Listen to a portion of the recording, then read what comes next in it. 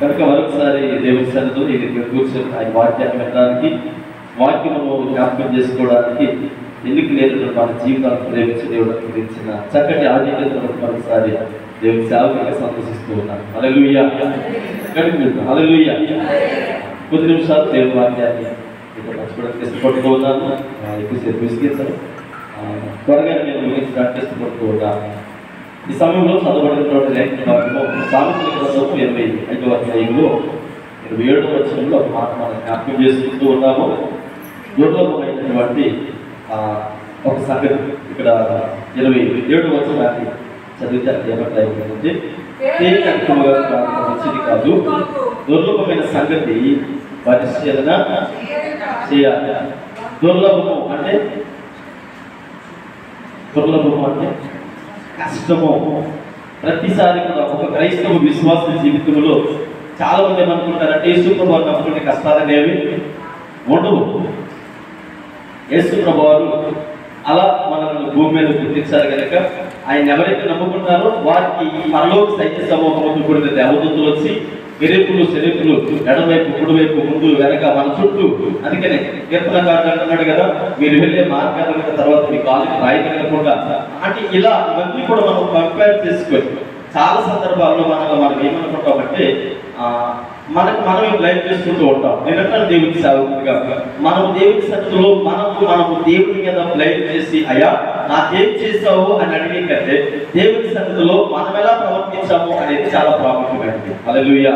అందుకనే భక్తుడైనటువంటి సొలొమోను గారు అంటారు, దుర్లభమైనటువంటి సంగతి అంటే దుర్లభమైనటువంటి సంగతి విషయంలో మనం చేసినట్లయితే పరిచయం చేయుట ఘనతకి కారణము. మధ్యాహ్న సమయంలో కూడా నేను తెలియజేశాను. ఒక అంశం గురించి నేను మాట్లాడాను.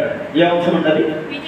విజయం ఎవరికి మూలికని రాదు. అంటే ఒక వ్యక్తి జీవితంలో ఆశీర్వాదాలు కావచ్చు, స్వస్థతలు కావచ్చు, దీవెనలు కావచ్చు, ఏవైనా సరే అవి ఊరికి వచ్చేవి కాదు. కళ్ళు మూసి తెరిచేలోపు ఆశీర్వాదాలు మన ఇంటిలోకి వచ్చేవి కాదు. అందుకని గొప్ప గొప్ప భక్తులు సైతం దేవుని సన్నిధిలో దుర్లభమైనటువంటి సంగతిని పరిశీలన చేయాలి. ప్రతి వ్యక్తి జీవితంలో ఈ కష్టతరమైనటువంటి పరిస్థితులు ఖచ్చితంగా పరిశీలన చేయాలి.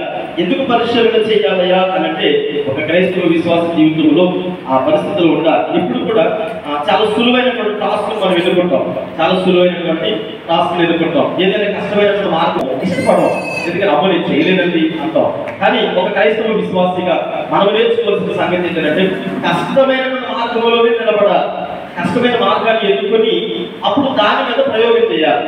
దేవుని సన్నిధిలో దేవుని అడగాలి. మిమ్మల్ని ఒక ప్రశ్న అడగాలనుకుంటున్నాను. బైబిల్ గ్రంథంలో శ్రేష్టమైనటువంటి ప్రార్థన చేసిన వారు ఎవరున్నారు? యేసుక్రీస్తు ప్రభువు వారు కాకుండా ఇంకా ఈ ప్రార్థన గొప్పదండి అని ఎవరైనా ఉన్నారా? బైబిల్ గ్రంథంలో ఇతర కంటే గొప్పడు అన్నవారు ఎవరైనా ఉన్నారా? ఎవరు గొప్పవారు? మోసే ప్రార్థన గొప్పదా? ఏలియా ప్రార్థన గొప్పదా? మోసే అంటే అబ్రహాం ప్రార్థన గొప్పదా? ఎవరి ప్రార్థన గొప్పది? ఇక్కడ ఒకరినొకరు మనం కంపేర్ చేసుకున్నప్పుడు అబ్రహాం గారి గురించి మనం ఆలోచన చేస్తే అయ్యా నాకేమి తెలియనప్పుడు వచ్చానయ్యా నేను దేవుడి సన్నిధిలో ప్రార్థన చేస్తాను అన్నాడు అనుకోండి. మోసే గారు అంటారు అసలు నత్తివాడినటువంటి నేను వచ్చి 40 దినాలు పర్వతం మీద ఉండి మంచిని కాకుండా 40 దినాలు ఉపవాసం ప్రార్థన చేశాను. నీ ప్రార్థన నా ప్రార్థన గొప్పదే అంటాడు. ఆయన దగ్గరికి వచ్చినప్పటికీ ఇంకొక ఆయన ఏదే వచ్చి అంటాడు, ఇదిగో మీ ఇతర ప్రార్థనలు కాదు కానీ నేనైతే బోరుడు మంది దైవజనులు అన్య ప్రవక్తలకు ఎదురుగా నేను ప్రార్థన చేశాను. ఆకాశంలో ప్రార్థన చేయడం అగ్ని దిగింది. మీ ఇద్దరు కంటే నా ప్రార్థన గొప్పది. మరి మీ ముగ్గురిని పక్కన పెట్టి యోనా గట్టి అడిగామనుకోండి, మీరు భూమి మీద చేశారేమో, నేనైతే చేప కడుపులో చేశానయ్యా 3 రోజులు అలా కడుపులో ఉండి ప్రార్థన చేశాను. మామూలుగా నీళ్ళ గురించి పక్కన పెడితే ఇంకా దానియాలు గారు అంటారు నేను సింహాల దగ్గర ప్రార్థన చేశాను. ఏదో మామూలుగా కూర్చొని నిలబడడం ఎక్కడ ప్రార్థన చేయొచ్చు కానీ అది సింహాలు ఎదురుగా ఉంటే అప్పుడు చేస్తే తెలుస్తుంది మీరు ప్రార్థన అంటే. ఇలా వీళ్ళందరి గురించి ఆలోచన చేస్తే దాన్ని కూడా దుర్లభమైనటువంటి పరిస్థితులే, కష్టమైన పరిస్థితులే, ఏవి కూడా సులువైనటువంటి మార్గాలు కాదు. ఒక క్రైస్తవ విశ్వాస జీవితంలో సవాలుతో కూడిన జీవితాన్ని చూడకుండా ఆశీర్వాదాలు అధికంగా రావడానికి అవకాశము లేదు. అంటే ఊరికనే ఆశీర్వాదాలు పొందుకోవాలన్నా, ఊరికనే స్వస్థతలు పొందుకోవాలన్నా బైబిల్ గ్రంథంలో ఏమని రాయబడుతుందంటే ఆయన యొక్క హృదయాన్ని దోచుకునే వారే ఉండాలి. హల్లెలూయా. ఇక్కడ మనం జ్ఞాపకం చేసుకున్నప్పుడు ఇక్కడ మరి చాలా మంది వారి ప్రాణాలను దాచుకున్నారట, వారి ప్రాణాల మీద ఆధారపడ్డారట. వారి యొక్క అందాన్ని చూసుకోను, ఐశ్వర్యాన్ని చూసుకోను, లేదా ఉద్యోగాన్ని చూసుకోను, పలుకుబడిని చూసుకోను. అంటే కొన్ని సందర్భాల్లో మీకు ఎగ్జాంపుల్ తెలియజేస్తా. గొలియాతు యుద్ధానికి వచ్చినప్పుడు అక్కడ యుద్ధం జరగాలి. నిజానికి శత్రువు ఎదురుగా నిలబడి సవాలు చేస్తూ ఉంటే ఒక రాజ్యానికి రాజు అయినటువంటి సౌలు ఏం చేయాలి? యుద్ధానికి వెళ్ళాలి. అక్కడేమో కొంతమంది గుడారంలో అంటే గుండెలు చేతులు పెట్టుకుని దాక్కుని ఉన్నారు. అక్కడ వచ్చారు, ఏమయ్యా యుద్ధం ఎందుకు జరగడం లేదంటే, ఎందుకు జరగడం లేదు, శత్రువులు చూసి భయపడుతూ ఉన్నారు. కష్టతరమైనటువంటి సందర్భాన్ని చూస్తూ పరిస్థితులను చూస్తూ దాక్కుంటూ ఉన్నారు. వీళ్ళందరినీ పక్కన పెడితే వారిని నడిపించేటువంటి నాయకులైనటువంటి సౌలే వారికంటే వెనక్కి దాక్కున్నాడు. కానీ ఏ విధమైనటువంటి ధైర్యం లేకుండా, ఏ విధమైనటువంటి సపోర్ట్ లేకుండా ఒక పిల్లోడు వచ్చాడు. కరోడ్ ఒక పిల్లోడు వస్తే, అరే బాబు నువ్వు చేయలేవు యుద్ధం అంటే, ఏం పర్వాలేదు, కష్టమైనటువంటి పరిస్థితి, దుర్లభమైనటువంటి పరిస్థితి, కానీ ఆ సంగతిని పరిశీలన చేస్తున్నవాడు. ఎందుకని ఆ సంగతులు ఆ విషయంలో విజయాన్ని ఇచ్చినటువంటి దేవుడి సన్నిధిలో ఉన్నారు కనుక ఆ విజయము నేను అనుభవించాలనుకుంటూ ఉన్నా. ఈ రోజు నీ జీవితంలో ఏ స్వస్థత కావాలన్నా, ఆశీర్వాదం కావాలన్నా దుర్లభమైనటువంటి మార్గం కూడా ప్రయాణం చేయాలి. హల్లెలూయా. శ్రమల వెనకల ఆశీర్వాదాలు దాక్కుంటాయి. అంతే తప్ప ఆశీర్వాదాల వెనకల మనం ఏమనుకుంటే ఆశీర్వాదాలు ఆశీర్వాదాలు ఆశీర్వాదాలు ఆశీర్వాదాలు ఎప్పుడు కూడా మన ప్రార్థన ఎలా ఉంటుంది? దీవించు ప్రభా, దీవించు ప్రభా, దీవించు ప్రభా అంటాం తప్ప ఏ రోజు కూడా అయ్యా నా భక్తి జీవితం ఎంత ఉందో నేను పరీక్షించుకునేలాగా సహాయం చేయి ప్రభా అని ఎవరు కూడా అడగడానికి ఇష్టపడం. సులువైన మార్గాలనే ఎన్నుకుంటారు తప్ప కష్టతరమైన మార్గంలో ఎవరు కూడా నిలబడడానికి ఇష్టపడం. అందుకని మీకు ఒక మాట తెలియజేస్తాను. జాన్ కడే కూడా దైవజనుడు, ఆయన ఇంగ్లాండ్ దేశం అమెరికా దేశం నుండి వచ్చాడట. అమెరికా దేశం నుండి వస్తే పరిచయకి వెళ్ళాలనుకున్నాడు. పరిచయకి వెళ్ళాలనుకున్నప్పుడు ఆయన అనుకున్నాడట, అడిగారు మిషనరీగా పరిచయాన్ని ఎన్నికైనప్పుడు ఆయన అడిగారు చాలా మంది, ఏ ప్రాంతానికి వెళ్తారండి అంటే భారతదేశం వెళ్తారు. దేవుడి సన్నిధిలో ప్రార్థన చేస్తున్నాడు, భారతదేశం దేవుడు నాకు చూపించాడు అని. కానీ భారతదేశాన్ని రెండు భాగాలుగా విభజించారు. ఒకటి ఉత్తర భారతదేశం, రెండవది దక్షిణ భారతదేశం. ఈ రెండు భాగాలలో దక్షిణ భారతదేశం అనేది మనం జ్ఞాపకం చేసుకునేటప్పుడు పర్వాలేదు. దక్షిణ భారతదేశం అనేది మన యొక్క మనం ఉన్నటువంటి ప్రాంతము. మనం ఉన్నటువంటి ప్రాంతంలో క్రైస్తవ్యానికి అంత ఇబ్బందికరమైన పరిస్థితులు అయితే ఏవి కూడా లేవు. కానీ ఉత్తర భారతదేశానికి వెళ్ళేటప్పటికి చాలా వ్యతిరేకమైన పరిస్థితి. ఆ నార్త్ ఈస్ట్ అంతా కూడా చాలా భయంకరమైన పరిస్థితి. ఆ నార్త్ ఈస్ట్ అంటే ఉత్తర భారతదేశంలో కూడా ఏ రాష్ట్రానికి వెళ్తామనంటే అందులో కూడా కష్టతరమైనటువంటి ప్రాంతం పంజాబ్ రాష్ట్రాన్ని ఎన్నుకున్నాడట. అయ్యా అక్కడ చాలా భయంకరమైనటువంటి పరిస్థితులు ఉన్నాయి. సిక్కులు మరి రాజ్యం వెళ్తూ ఉన్నారు. అక్కడ పరిచయం చేయలేవయ్యా అని అంటే ఏం పర్వాలేదు, దుర్లభమైనటువంటి మార్గం కూడా నేను ప్రయాణించాలనుకుంటూ ఉన్నా. కష్టమైనటువంటి మార్గం ఉంటే అంటే క్రైస్తవులు అంటే సులువుగా సింపుల్ గా ఆశీర్వాదాలు మాత్రమే పొందుకునే వారు క్రైస్తవులు కాదు. శ్రమలో ఉండి కూడా దేవుడిని స్తుతించే వారు క్రైస్తవులుగా ఉంటారు. హల్లెలూయా. మరణ పడకల మీద ఉన్న దేవుడి నామాన్ని కనపరిచేవారుగా, దేవుడిని స్మరించేవారుగా ఉండాలి. అంటే అన్ని సౌకర్యవంతంగా ఉన్నప్పుడు దేవుడు స్తుతించడం గొప్పతనం కాదు. ఏది లేకపోయినా మరణానికి దగ్గరగా ఉన్నప్పుడు కూడా దేవుడి నామాన్ని జ్ఞాపకం చేసుకోవడం అనేది గొప్పతనము. కనుక పంజాబ్ రాష్ట్రానికి వచ్చారట. పంజాబ్ రాష్ట్రానికి వచ్చి ఆయనకి ఇంగ్లీష్ తప్ప ఇంకేమీ రాదు. అమెరికా దేశంలో ఉన్నటువంటి భాష, మన భాష ఇంగ్లీష్ తప్ప ఇంకేమీ రాదట. అయితే పంజాబ్ రాష్ట్రానికి వచ్చిన తర్వాత అక్కడ పరిచయం చేయాలంటే ఖచ్చితంగా పంజాబ్ భాష నేర్చుకోవాలా. భాష నేర్చుకోవాలని నేర్పించడానికి ఒక వ్యక్తి కావాలి కదా, ఒక టీచర్ని ఏర్పాటు చేసుకున్నాడు. ఆయన చెబుతూ ఉంటే నిజానికి నేర్చుకోవాలి అంటే ఖచ్చితంగా ఏం చేయాలి? చెప్పే మాట వినాలి. ఆయనకి రెండు చెవులు వినపడవు. ఇప్పుడు చెప్పే వ్యక్తి ఆయన హిందీ నేర్పిస్తూ ఉన్నాడు, పంజాబీ నేర్పిస్తూ ఉన్నాడు. ఆయన నేర్పించేటప్పుడు ఇతనికి ఏమవడం లేదు, వినబడడం లేదు. వినికిడి శక్తి లోపం వలన, వినబడలేనందువలన ఒక రోజు రెండు రోజులు నేర్చుకోవాల్సింది సంవత్సరాల తరబడి నేర్చుకుంటూ ఉన్నాడు. అయినా తనకు భాష అర్థం కాలేదు, నేర్చుకోలేకపోయాడు. కనుక ఇది కష్టము అనుకున్నాడు. ఎలా కాదు అనుకొని తను ఏర్పాటు చేసుకున్నటువంటి ఇంట్లోకి వెళ్ళిపోయి గదిలోకి వెళ్ళి కలిపేసుకొని నెలలు తరబడి ఆ ఇంట్లో ప్రార్థన చేయడం మొదలు పెట్టాడు. ఉదయానికి టిఫిన్ తీసుకొచ్చి ఇచ్చేవారట. ఆ టిఫిన్ డోర్ దగ్గర పెట్టేసి టిఫిన్ తీసుకొచ్చిన వ్యక్తి వెళ్ళిపోయాడు. ఆ మధ్యాహ్నం లంచ్ బాక్స్ తీసుకొచ్చినప్పటికి ఆ టిఫిన్ అక్కడే ఉండేది. టిఫిన్ తీసుకుని వెళ్ళిపోయి లంచ్ బాక్స్ పెట్టేవాడు. ఆ తర్వాత మళ్ళీ సాయంత్రం వచ్చి డిన్నర్ తీసుకొచ్చేటప్పటికి లంచ్ బాక్స్ అక్కడే ఉండేది. డిన్నర్ అక్కడ పెట్టేసి లంచ్ బాక్స్ తీసుకు ఇలా కొన్ని నెలల పాటు ఇంటి మీద ధ్యాస లేకుండా దేవుడి సన్నిధిలో ప్రార్థన చేయడం మొదలు పెట్టాడు. ప్రార్థన చేస్తూ కొన్ని దినాలకి అనారోగ్యానికి పెరిగిపోయాడు. చావుతో పెరుగులాడుతూ ఉన్నాడు, మరణంతో పెరుగులాడుతూ ఉన్నాడు. మోకాళ్ళు ఇలా లావుగా అయిపోయిన తర్వాత ఆయన మరణానికి దగ్గరైపోయాడు. ఆరోగ్యం క్షీణించిపోయింది. కొంతమంది తనతో ఉన్నటువంటి సహాయం ఎవరైతే ఉన్నారో తన వల్ల తీసుకుని తన దేశానికి వెళ్ళిపోయారు. తన దేశానికి వెళ్ళిన తర్వాత చెప్పారట, సార్ ఇక మీరు భారతదేశం వెళ్ళడానికి అవకాశం లేదు, మీరు ప్రార్థన చేయకూడదు, వాక్యాన్ని ప్రకటించకూడదు, అసలు మీరు గట్టిగా మాట్లాడినా లేదా గట్టిగా ప్రార్థన చేసినా మీరు వెంటనే చనిపోతారయ్యా అని ఆయనకు కూర్చున్నటువంటి స్కానింగ్ రిపోర్ట్లు కానీ, ఆ తర్వాత మరి ఎంఆర్ఐ స్కానింగ్ కానీ, లేదంటే కొన్ని రిపోర్ట్స్ వచ్చినప్పుడు మనిషికి సర్వసాధారణంగా లెఫ్ట్ సైడ్ ఉంటుంది బాబు. ఆయన మాత్రము ఆయన నెలల తరబడి కన్నీరు విడిచి ప్రార్థన చేస్తూ ఉండగా లెఫ్ట్ సైడ్ ఉన్నటువంటి గుండె రైట్ సైడ్ వచ్చేసిందట. వైద్యులు ఏమైనా నిర్ధారించారంటే, అయ్యా ఏ వ్యక్తి అయితే తన స్థాయికి మించి అంటే దుఃఖము విషయంలో కొన్ని సందర్భాల్లో తట్టుకోలేనంత దుఃఖం మన జీవితంలో ఉన్నప్పుడు అది నెలల తరబడి సంవత్సరాల తరబడి మన బ్రతుకులో ఎప్పుడైతే ఉంటుందో మన గుండె దాని స్థానాన్ని తప్పి అది కదులుతుంది అని సైంటిఫిక్ తెలియజేస్తూ ఉన్నారు. ఆ దైవజనుడికి జాన్ హెడెన్ దైవజనుడికి లెఫ్ట్ సైడ్ గుండె రైట్ సైడ్ వచ్చేసిందట. అయ్యా ఈ జీవితం చాలా కష్టమయ్యా, నువ్వు చనిపోతావు అని అంటే, చనిపోయిన పర్వాలేదు, నేను దుర్లభమైనటువంటి మార్గం గుండానే ప్రయాణం చేస్తాను. హల్లెలూయా. పిల్లలు జ్ఞాపకం చేసుకోండి, దేవుడు స్థుతించడం అంటే దేవుడి మార్గంలో నిలవడం సులువు కాదు. మీరు అనుకుంటారేమో క్రైస్తవం అంటే ఏదో ఆశీర్వాదాలు వస్తే పాట పాడటం, ప్రార్థన చేస్తాం, వాక్యం చేస్తాం, ఏదో టైం పాస్ కోసం వెళ్తాం. ఇది కాదు క్రైస్తవం అంటే. తన జీవితాలని దుర్లభమైన మార్గం గుండా ప్రయాణించాలి, అనుభవాలు చూడాలి, ప్రార్థన పూర్వకంగా శ్రమలు కూడా ప్రయాణించాలి, ఆశీర్వాదాలు కూడా ప్రయాణించిన వారు చాలా మంది ఉన్నారు. కానీ శ్రమల కొలుగులో కాదు తీయబడిన వారే నిజమైనటువంటి క్రైస్తవులు. ఈ దైవజనుడు చనిపోయాడు. ఆ దేశంలో చనిపోయిన తర్వాత ఆయన అనుకున్నాడు, నేను అనుకుంటాను నా సహాయకులు కానీ, చుట్టుపక్కల వారు కానీ, నన్ను పంపించిన అధికారులు కానీ, అయ్యో ఇతను భారతదేశానికి నెలల తరబడి సంవత్సరాల తరబడి ప్రార్థన చేశాడు, ఒక ఆత్మ కూడా రక్షించబడలేదు అనుకున్నారు. అయితే కొన్ని సంవత్సరాలు ఆయన ప్రార్థనకు ప్రతిఫలం ఏంటో తెలుసండి. అదే పంజాబ్ రాష్ట్రంలో 10,000 సంఘాలకు నాయకులైనటువంటి సాధు సుందర్ సింగ్ గారిని దేవుడు ఏర్పాటు చేస్తారు. భక్త్ సింగ్ గారిని దేవుడు ఏర్పాటు చేస్తున్నారు. హల్లెలూయా. భక్త్ సింగ్ గారు పంజాబ్ రాష్ట్రంలో వచ్చిన తర్వాత 10,000 సంఘాలకు నాయకుడు, కొన్ని లక్షల కోట్ల ఆత్మలు దేవుడి సన్నిధిలో నిలబెట్టగలిగాడు. అంటే దుర్లభమైన మార్గం మీద ప్రయాణించడం అంటే నిందలు, అవమానాలు మరి అనేక రీతిలుగా మనం ఎదుర్కొంటాం. సులువు కాదు. మనం అనుకుంటాం పూలదండలు, సత్కారాలు, సన్మానాలు ఇదే క్రైస్తవం కాదు. అనేక మార్గాలు ఉన్నాయి, అనేక ఇబ్బందులు. అందుకని సొలొమోను భక్తుడు అంటాడు, దుర్లభమైనటువంటి దేని గురించి కాదు కానీ అత్యంత చదివితే దుర్లభమైనటువంటి మార్గము, దుర్లభమైన సంగతిని పరిశీలన చేయుట ఘనతకి కారణము అని మనం జ్ఞాపకం చేసుకుంటూ ఉన్నాము. మన జీవితాలలో దేవుడికి అనుకూలమైనటువంటి బిడ్డలుగా మనం ఉండాలి. అన్ని అనుకూలంగా చేస్తే అది క్రైస్తవం కాదు. అన్ని అనుకూలంగా ఉండవు, కొన్నిసార్లు ప్రతికూలతలు కూడా ఎదురవుతూ ఉంటాయి. ప్రతికూలతల్లో కూడా నిలబడేటువంటి క్రైస్తవులుగా ఉంటాం. వ్యతిరేక పరిస్థితుల్లో కూడా నిలబడాలి. ఇక్కడ చూడండి, బైబిల్ గ్రంథంలో మనం జ్ఞాపకం చేసుకునేటప్పుడు 2 రకాల ప్రతికూలతలు ఉన్నాయి. ఏంటా 2 రకాలు అంటే, ఒకటి దేవుడి నుంచి వచ్చేటువంటి ప్రతికూలతలు, రెండవది సాతాను దగ్గర నుంచి వచ్చేటువంటి ప్రతికూలతలు. ఏంటంటే, ఒకటి దేవుడి నుంచి వచ్చే ప్రతికూలత, రెండవది సాతాను దగ్గర నుంచి వచ్చేటువంటి ప్రతికూలత. మీరు అడగచ్చు, దేవుడి నుంచి ఏంటంటే ప్రతికూలత వస్తుంది అని అంటే, దేవునికి వ్యతిరేకంగా ఎవరైతే నడుస్తారో, దేవునికి ఆయాసకరంగా ఎవరైతే ప్రవర్తిస్తారో వారి బ్రతుకులో దేవుడికి నచ్చలేనటువంటి కొన్ని కార్యాలు ఉండొచ్చు.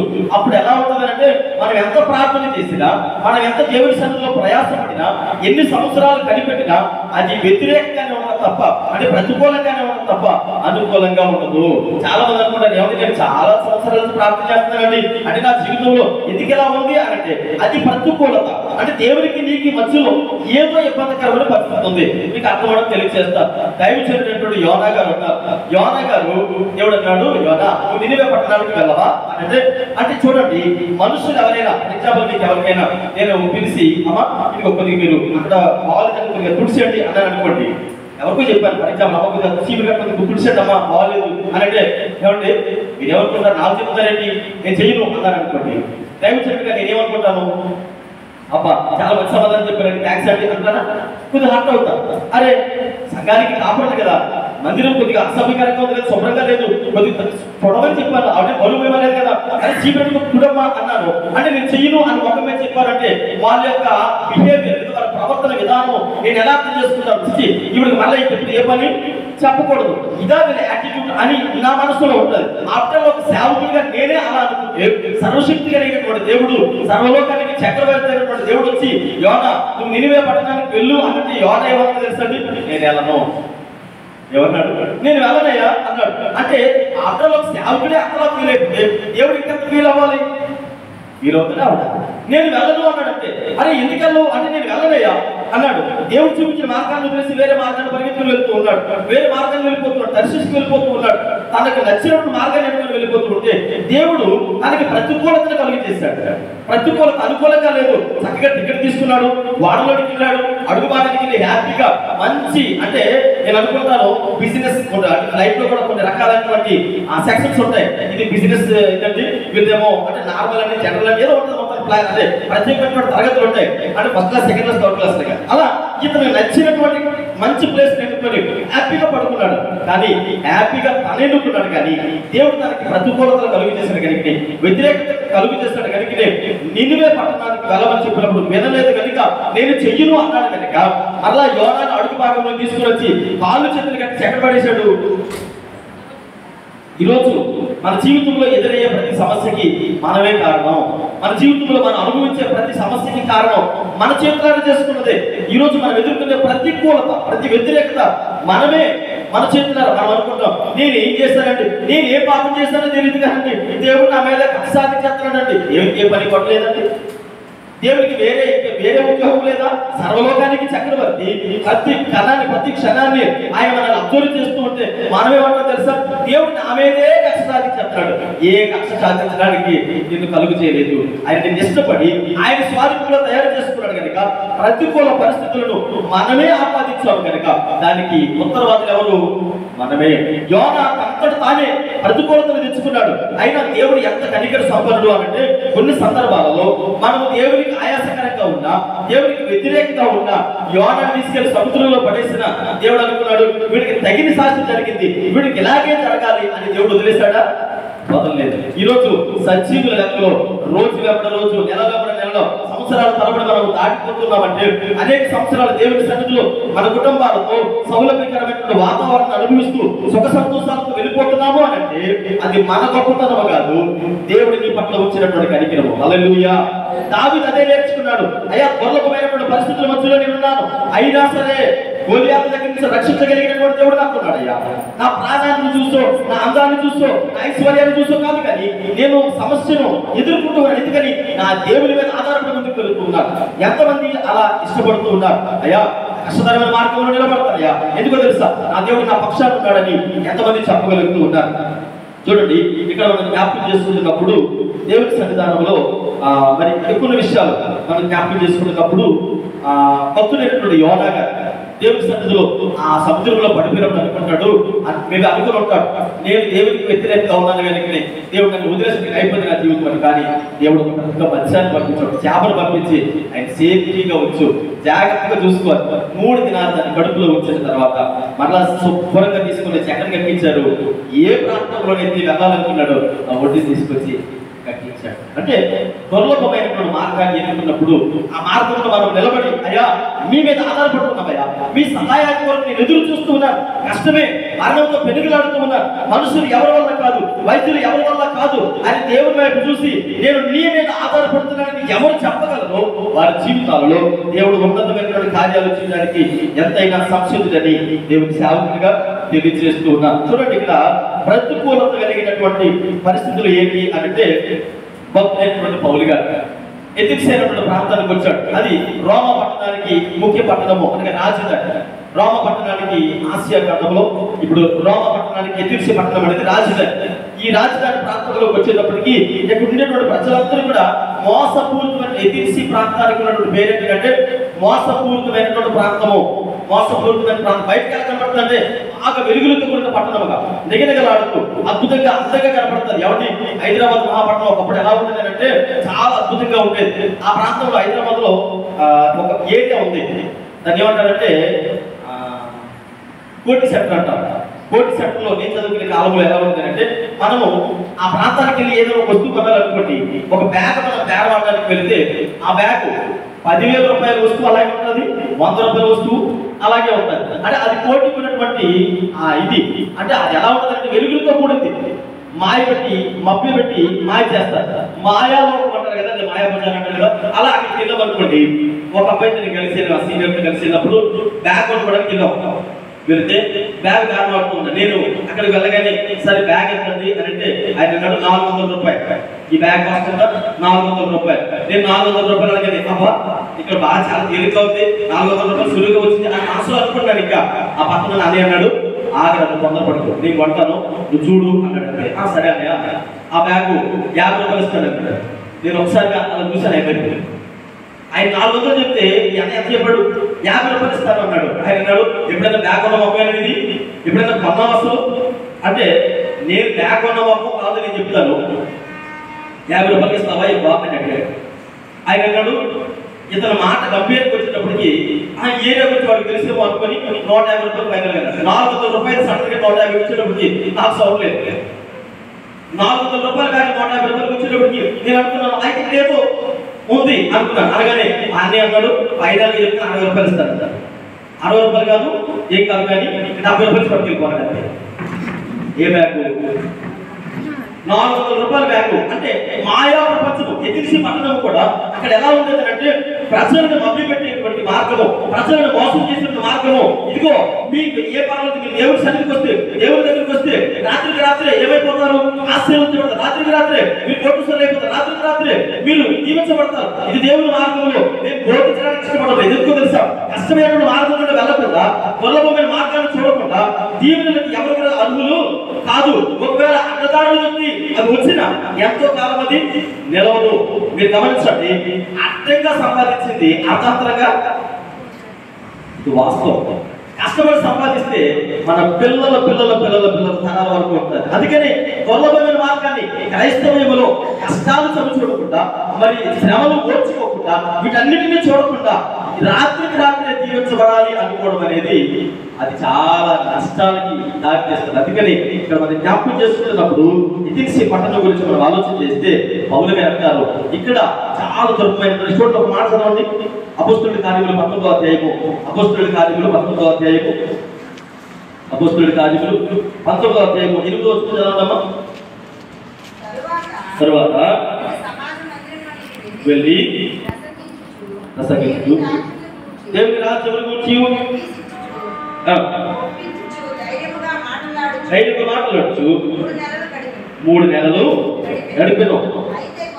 అయితే కొందరు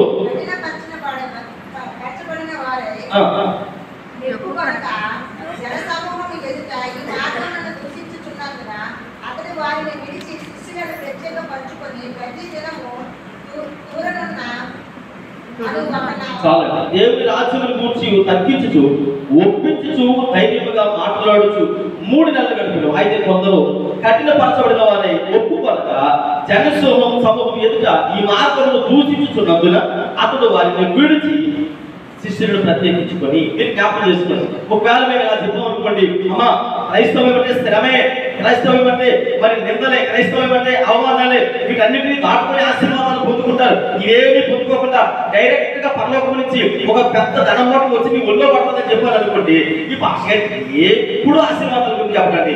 మరి ఇతనికి ఏమొచ్చిందో నాకు తెలియదు కానీ ఎప్పుడు కఠినంగానే మాట్లాడతాడు. ఏ రోజు మరి ఆయన అసలు బైబిల్ గ్రంథంలో ఆయన కంటికి ఆశీర్వాదాలు కనబడతాయో కనబడవు, ఎప్పుడు ఇవే కనబడతాయేమో అని అనుకుంటారు తప్ప శ్రమ లేకుండా ఆశీర్వాదం ఎవరికి రాదు. ఏ దైవజనుడైనా చూపించండి. ఆయనకి అలా ఉన్నపాటినే అబ్రహాము శ్రమ పడ్డా లేదా, ఇసాకు శ్రమ పడ్డా లేదా, యాకోబు శ్రమ పడ్డా లేదా, మోసే శ్రమ పడ్డా లేదా, యేసుక్రీస్తు ప్రభువు వారు శ్రమ పడ్డారా లేదా? అంటే ప్రతి దైవజనుడు, ప్రతి విశ్వాసి శ్రమల తర్వాత ఆశీర్వాదాలు, అంతే తప్ప ఆశీర్వాదాల తర్వాత శ్రమలు వచ్చిన వారు ఎవరు లేరు. ఒక ఆయన ఉన్నాడు, చెప్పగలరు ఎవరైనా? తండ్రి ద్వారా ఆశీర్వాదాలు వచ్చాయి. ఎవరైనా? 3వ రాజు, ఇజ్రాయెల్ ప్రజలకు 3వ రాజు ఎవరండి? సొలొమోను గారు. తండ్రి తర్వాత ఆశీర్వాదాలు వచ్చేసాయి. అంటే అంతే బూర్ల పట్ల పడ్డట్టుగా రాత్రికి రాత్రి కోటేశ్వరుడు అయిపోయాడు. అంటే దావీదు ప్రార్థన దేవుడు ఆలకించి సొలొమోను రాజుగా చేసిన తర్వాత బుద్ధి, జ్ఞానము, సర్వ సంపదలు అలా వచ్చి తాళాలుగా పడ్డాయి. మరి వచ్చినవన్నీ నిలబడ్డాయో పోయాయి? నిలబడ్డాడో పడిపోయాడా? అర్ధాంతరంగా వస్తే నేను చెప్పాను, అర్థంగా వస్తే అర్ధాంతరంగా శ్రమ విలువ తెలియదు. మీ కొడుకు 1000 రూపాయలు జేబులో పెట్టి ఎవరైనా ఎంజాయ్ చేయి అన్నాం అనుకోండి, వాడికి 1000 రూపాయలు విలువ తెలియదు. అదే 10 రూపాయలు కష్టపడి ఇదిగో ఉదయం సాయంత్రం దాకా ఇక్కడి నుంచి అక్కడ దాకా నువ్వు గడిదవు, ఇదిగో ఉదయం ఇక్కడి నుంచి అక్కడ దాకా నువ్వు పేరుతే, ఇక్కడి నుంచి అక్కడ దాకా ఇల్లు శుభ్రం చేయి, ఇల్లు అంతా క్లీన్ చేసిన సాయంత్రం 10 రూపాయలు ఇస్తావు అంటే ఆ శ్రమ చూడుస్తాడు కనుక ఆ 10 రూపాయలు జాగ్రత్తగా దాచుకుంటాడు. శ్రమ విలువ తెలుసు కనుక క్రైస్తవ జీవితం కూడా అలాంటిదే. మరణంతో పెరిగిలాడే వారికి తెలుసు దేవుని యొక్క విలువ ఏంటో, మనసు మీద ఉండే వారికి తెలుసు దేవుని యొక్క విలువ ఏంటో. ఏ శ్రమ లేకుండా, ఏ ఇబ్బంది లేకుండా విచ్చలవిడిగా తిరుగుతూ ప్రార్థనకు వస్తూ ఆశీర్వాదాలు కావాలంటే వారికి ఏం తెలిస్తే ఆశీర్వాదాల విలువ వారికి ఏం తెలుసు కనుక చాలా దుర్భరమైనటువంటి పరిస్థితుల మధ్యలో ఉంటున్నాము కనుక ఇక్కడ మనము ప్రతికూలతలు అనేవి ఎప్పుడు కూడా మన జీవితంలో ఉన్నప్పుడు దేవుని సన్నిధిలో దేవునికి అనుకూలంగా ఉండేవారిగా ఉండాలి. పౌలుకు ప్రతికూలత వచ్చింది, వ్యతిరేకంగా నిలబడ్డారు, వాక్యాన్ని బోధిస్తూ ఉంటే అడ్డంగా వచ్చారు, ఇబ్బంది పెట్టారు. కానీ పౌలు హెచ్చరించాడు, ఇది వాస్తవం, శ్రమ పడాలి, ఇబ్బందులు పడాలి. ప్రతికూలతలో వ్యతిరేకతలో ప్రతి సందర్భంలో పౌలు వాక్యాన్ని బోధించినట్టుగా మనం చూడగలుగుతూ ఉన్నాం. అందుకనే ఇక్కడ మనం జ్ఞాపకం చేసుకున్నప్పుడు మన జీవితాల్లో మరి దేవుని యొక్క కనికరం లేదా దేవుని యొక్క దయ మనం ఎలా పొందుకోగలము అంటే ప్రతికూల సందర్భంలో కూడా దేవుని దయ పొందుకున్న వారు బైబిల్ గ్రంథంలో ఉన్నారు.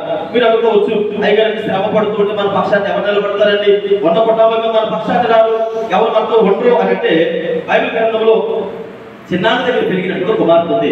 ఒక రాజు 127 సంస్థానాలకి ఒక ప్రకటన విడుదల చేశాడు.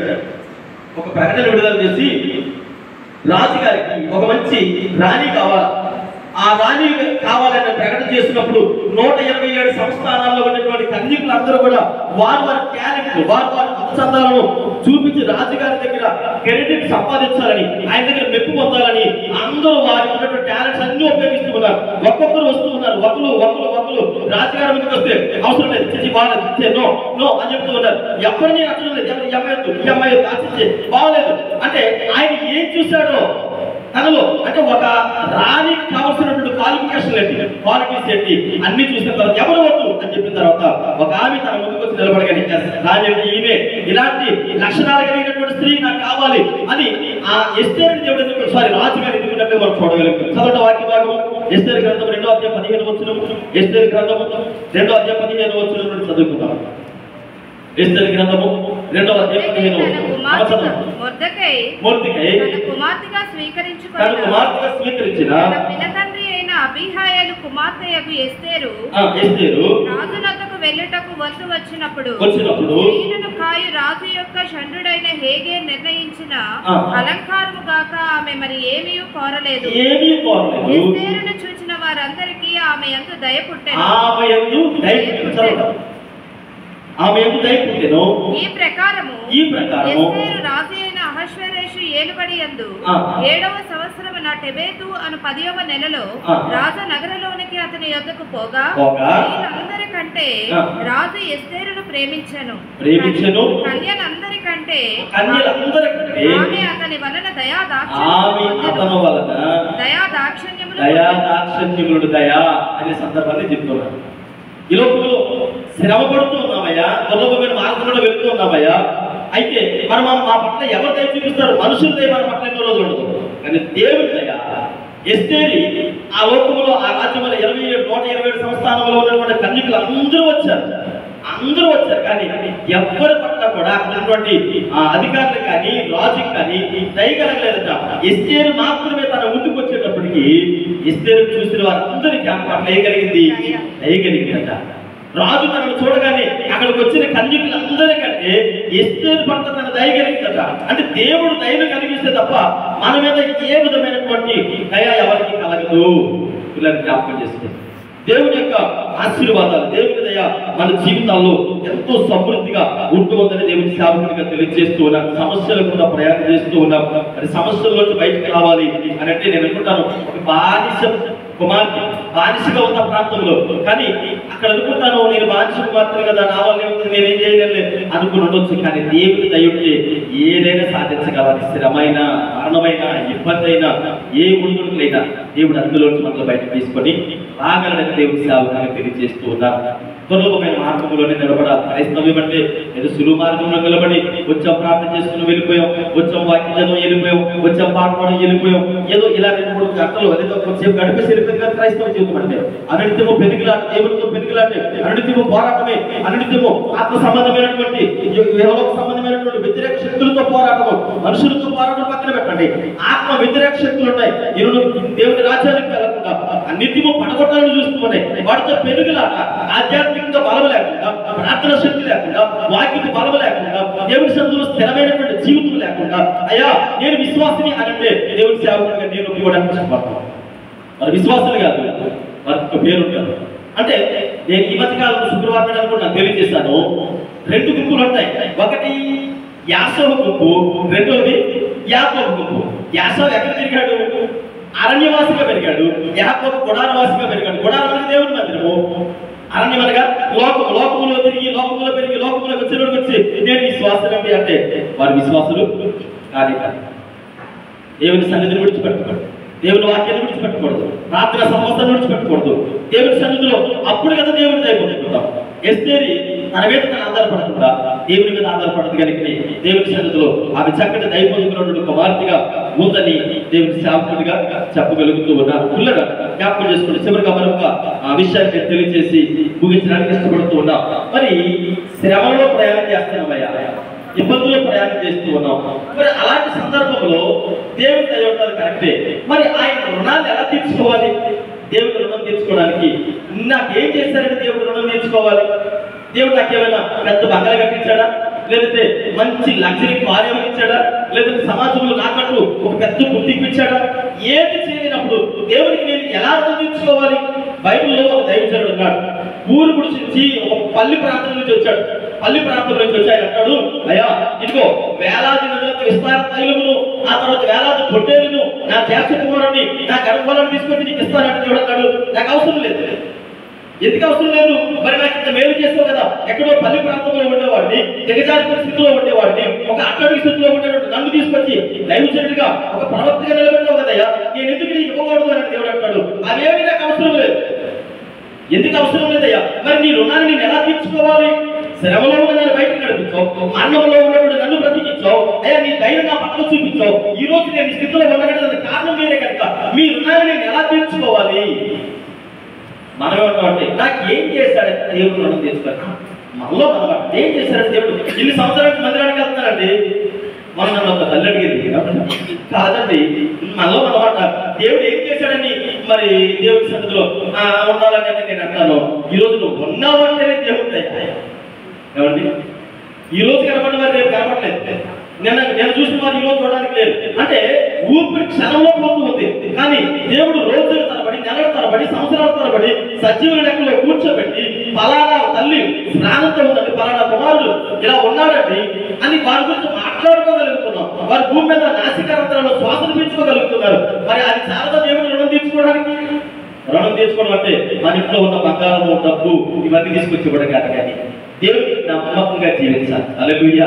హల్లెలూయా. ఇటువంటి మీకా గ్రంథము 6వ అధ్యాయము 4వ వచనం. మీకా గ్రంథము 6వ అధ్యాయం 4వ వచనం. ఐగుప్తు దేశంలో నుండి నేను మిమ్మల్ని రప్పించి తిని, మిమ్మల్ని విమోచించి తిని, మిమ్మల్ని నడిపించుటకై మోసే అహరోనులను మిర్యాములను పంపించింది. చాలు. ఇక్కడ మేకా అనే ప్రవక్త అంటాడయ్యా, మరి నీ మమ్మల్ని దాస్యగృహమైన ఐగుప్తులో నుంచి మమ్మల్ని రప్పించావు కనుక, శ్రమల్లో నుండి దయ చూపించి మమ్మల్ని బయటకు తీసుకొచ్చావు కనుక, నేను వేలాది నదులకు విస్తారమైన తైలమును, తర్వాత వేలాది పొట్టేలను, నా జ్యేష్ఠ కుమారుడిని, నా గర్భఫలమును నీకు ఇస్తానంటూ వద్దంటున్నావు కదయ్యా. ఎందుకు ఇస్తానంటున్నాడు? ఐగుప్తు అనేటువంటి భయంకరమైన రాజ్యంలో నుండి, ఆ దాస్య గృహంలో నుంచి మమ్మల్ని విడిపించావు. మరణంతో పెరిగినటువంటి మా పట్ల మీ దయను కనికరమును చూపించి విడిపించావు కనుక మరి ఏ విధంగా మీరు రుణము తీర్చుకోగలను అంటే, ఇప్పుడు మీకా ప్రవక్త చెబుతూ ఉన్నాడు, ఇలాంటి భయంకరమైన పరిస్థితుల్లో నుంచి మోసేను, అహరోను, ఆ తర్వాత మిర్యాము నుంచి మమ్మల్ని దాటించడం విమోచించావు కదా. పిల్లలు చాలా సందర్భాలలో మనలో ఉండే బలహీనతలు ఏంటంటే, దేవుడు ఎంత చేసినా కృతజ్ఞతాహీనులుగా ఉంటాం. మీరు గమనించండి, ఏ జన్మలో దేవుడు ఆదానికి ఏమైనా లోటు చేశాడా? నేను అనుకుంటా అన్ని చెట్లు ఫలాలు చాలక ఆ ఒక్క చెట్టు ఫలం దగ్గరికి వెళ్ళాడా? మరలా అడుగుతున్నాడు. చాలా చెట్లు ఉన్నాయి. ఏదైనా వరం అంటే కొన్ని వందల వేల చెట్లు, అన్ని చెట్లు ఫలాలు చాలదని దేవుడు ఏదైతే చేయొద్దన్నాడో, ఏదైతే తినొద్దన్నాడో అక్కడికే వెళ్ళి తిన్నాడు. ఎందుకని? మనం కూడా చాలా సందర్భాల్లో ఆశీర్వాదాలకి స్వస్థతలకి దేవుని యొక్క దీవెనలకు దూరం అయిపోవడానికి కారణం ఏంటో తెలుసండి. దేవుడు ఎన్నిచ్చినా బ్రతికి పట్టగట్టి సజీవులుగా భూమి మీద ఉండి అందరికి కనబడి ఎవరి పలానా బ్రతుకుందండి, పలానా బ్రతుకున్నాడండి అని చెప్పుకోవడానికి ఉండి కూడా దేవుడు ఏదైతే చేయొద్దన్నాడో అదే చేస్తాం. ఏదేని వల్ల ఆ చెట్టు తినొద్దు, ఆ ఫలాలు తినొద్దంటే మళ్ళీ కోరి ఏది తిన్నగా వెళ్ళి ఆ ఫలాలే పెడతాం. ఎందుకో తెలుసండి, మన గుణం అలాంటిది కనుక ఏది వద్దంటారో అదే చేస్తాం, ఏది చేయమంటారో చేయం కనుక. ఇక్కడ మనం జ్ఞాపకం చేసుకునేటప్పుడు ఐగుప్తులో నుంచి విడిపించాలి కనుక ఏమయ్యా మీ రుణం నేను ఎందుకు తీర్చుకోకూడదు అని అంటే అవసరం లేదయ్యా, నాకు ఆ విధంగా ఇస్తే నాకు సరిపోదు కదా. చూడండి ఇర్మియా గ్రంథం 31వ అధ్యాయం 11వ వచనం చదవండి. ఇర్మియా గ్రంథము 31వ అధ్యాయం 11వ వచనం చదవండి.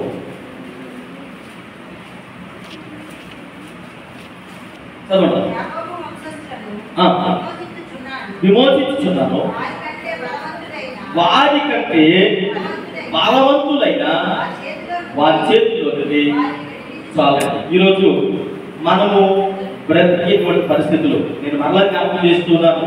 క్రైస్తవ జీవితం అంటే అంత తేలికపాటి జీవితం కాదు. మన ముందు సవాలుతో కూడినటువంటి జీవితం ఉంది.